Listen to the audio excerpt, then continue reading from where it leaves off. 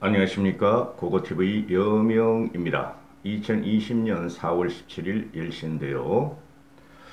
제가 어제 영상을 하나 올렸죠. 사과의 말씀하고 올렸고, 마지막에 제가 매달 고고TV에게 10만원 이상씩 후원하시는 분들이 몇 분 계시는데, 그분들의 의견을 받들어서 만약에 그분들의 반 이상이 유튜버, 고고TV 유튜버에 대해서 비판을 가하고 접어라 하고 이메일을 주시면은 접을 의향이 있다 하고 말씀드렸는데요. 한 분도 이메일을 보내지 않으셨습니다.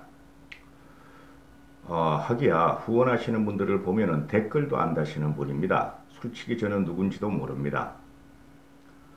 근데 오늘 아침에 구자를 열어보니까 김춘옥님이 10만원 또 보내셨고, 늘 응원합니다 5만, 건강 챙기세요 5만 하고 농협에서 보내시는 분이 이분이 꼭 2만원씩 보내요. 한 달에 한 번씩. 늘 응원합니다 2만, 건강 챙기세요 2만회가 두 번을 보내시는데, 이분이 이번에 5만원씩을 어제 보내셨더라고요. 그리고 고고TV 여명도 많은 반성을 했습니다. 지금도 하고 있고요. 앞으로도 반성을 하면서 고고TV를 운영을 할까 하는데요. 사실 이게 힘든 작업입니다. 제가 요번에 총선 기간 때 한 보름 동안은 미래통합당이 이겨야 되기 때문에 어느 정도의 부풀림을 해서 무조건 이긴다 하고 방송을 했는데요. 그때마다 저도 상당히 위기감을 느낀 적이 많습니다. 그리고 솔직히 이 방송하고 작업하고 하는 게 이게 정신적으로 굉장히 힘들어요. 남을 갖다 비판만 해야 되잖아요. 그죠? 그리고 우리 미래통합당이나 우파 보수 쪽에도 칭찬할 일이 많으면 좋은데, 사실적으로 이렇게 보고 있으면 칭찬할 것보다 자 헛발질이 많았어요. 그리고 문재인 정권과 주구 부역자들을 비판하다 보니까 내 인상이 이상하게 변하더라고요. 그래서 수입도 시원찮고, 솔직히 말해서 운영하는데 상당한 지장이 있어요. 이 운영하는 것 자체에 그 후원 보내시는 분들이나 광고가 거의 정말 한 50%는 풀렸더라고요. 그런데 내리고 삭제하고 다시 올리고 삭제하고 다시 올리고 이런 작업이 아주 스트레스를 많이 받아요. 그래서 이번에 한번 결정을 해봐야 되겠다 했는데, 저하고 이제 상의를 하는 친구들이 한 2명 있어요. 3명 정도. 그 친구들도 전화 와가지고 해라. 그래도 해야 된다. 힘들지만 해라. 경제적인 것도 이게 도움이 안 돼요. 저한테는 솔직히. 그래가지고 하라 그러고, 후원하시는 분들도 한 명도 그 댓글도 안 다시고 이메일도 안 보내셨고, 간혹 하다가 뭐 물어볼 게 있어 이메일을 보내시는 분들이 이메일도 안 보내시더라고요. 근데 이게 그분들도 아마 충격을 받으셨을 거예요. 그 다음에 고고TV를 시청하시는 분도 충격을 받고 절망에 많이 빠졌을 거라고 저도 봅니다. 그런데 절망에 빠졌을 필요는 없어요. 앞으로 우리는 2년이라는 시간이 남았습니다. 2년이라는 시간이 남았고, 만약에 2년 후에 대선 때 우리가 정권을 못 차려오고 대통령을 우리 우파 보수 중도 세력이 세우지 못하면 이 정권은 10년이 가고 15년이 갑니다. 15년이 가면 말이죠. 최소한 10년이 가면은 완전히 체제가 바뀝니다. 체제가 바뀝니다.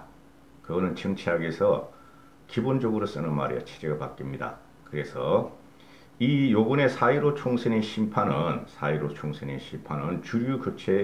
주류 세력의 교체를 의미하는 겁니다. 주류 세력의 교체. 그러나 아직 기회는 있다.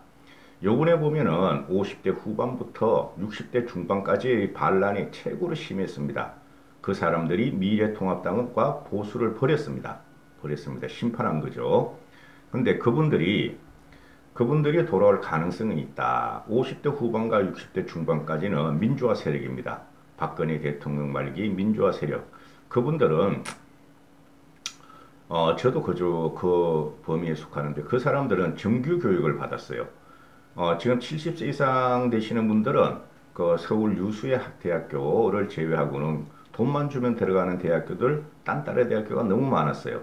근데 50대 후반부터 60대 초반까지는 본고사에서도 있고, 그 다음에 최소한 학력고사인가 뭐 그런 세대가 있어가지고 정식으로 시험을 보고 실력으로 들어간 사람이 상당히 많습니다.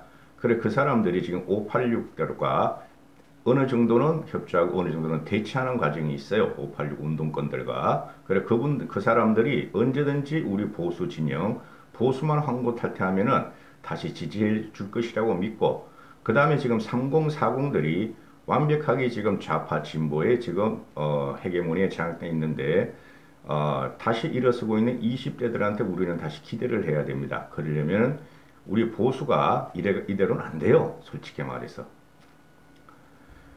한 이틀 동안 누워있다가 산책하다가 책 읽다가 책은 안 들어오더라고요, 머리에. 그래서 TV를 볼 수가 없었어요.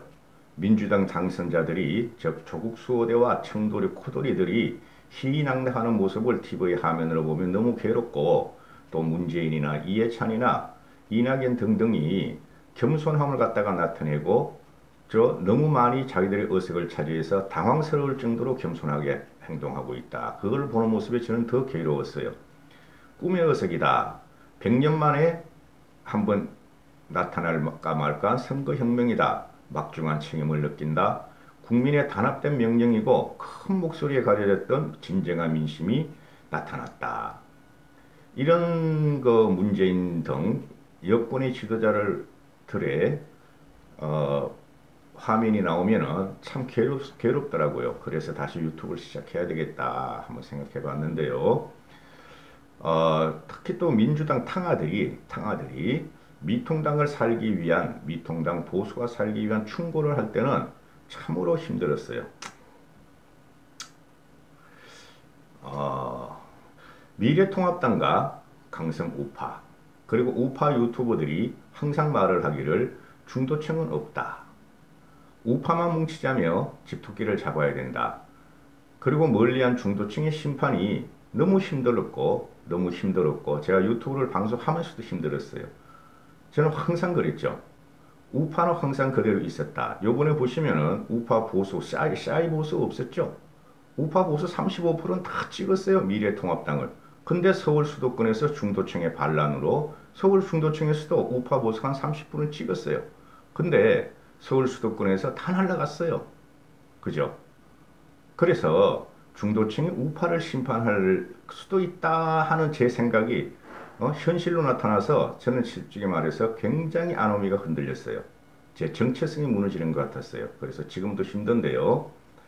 지금 현재 우파 유튜버들하고 좌파 유튜버들은 좌파 유튜브도 봐요. 저는 좌파 유튜버들도 어떻게 이 사람이 논리를 형성하고 또 어떻게 이 사람들이 구독자를 끌고 모으는가 봐요. 오히려 우파 유튜브를 잘 안 보는 편이에요. 썸네일만 보고 치워버리는데 근데 우파 유튜버들이 또 선거가 끝나자마자 사전투표 봉인 문제로 부정선거를 막 퍼나르고 있어요. 부정선거의 가능성이 있다. 그리고 황교안 대표도 선거 당일날 기표대 우리가 투표소의 기표대가 칸막이가 없다.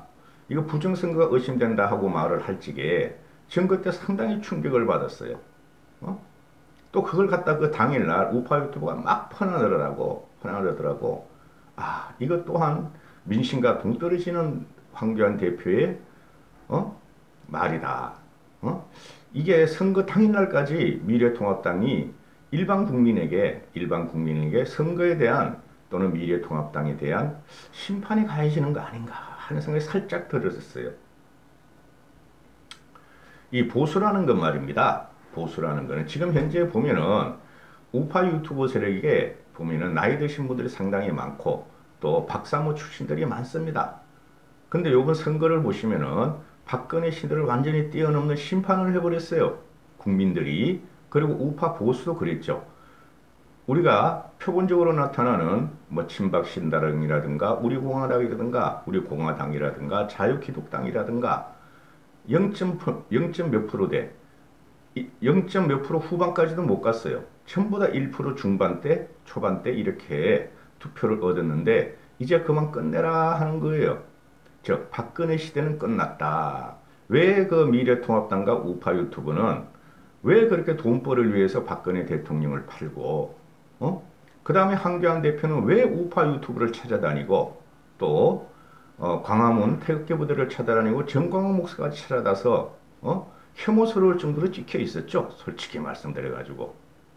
그죠? 그래서 요번에 선거를 이렇게 보고 있으면은 우파 유튜브를 하던 사람들, 유튜버 세력을 등에 업은 사람들, 또 우파 유튜브 방송에 출연하는 사람들은 다 떨어졌죠. 다 떨어졌죠. 하다못해 이현주는 그 자체로서 가치가 있는 사람이었죠. 이현주는. 그럼에도 불구하고 선거 기간 동안 보면은 계속 이현주의 그 유튜브가 날라와요. 유튜브를 보시고 가입해 주시고 구독해 주시라.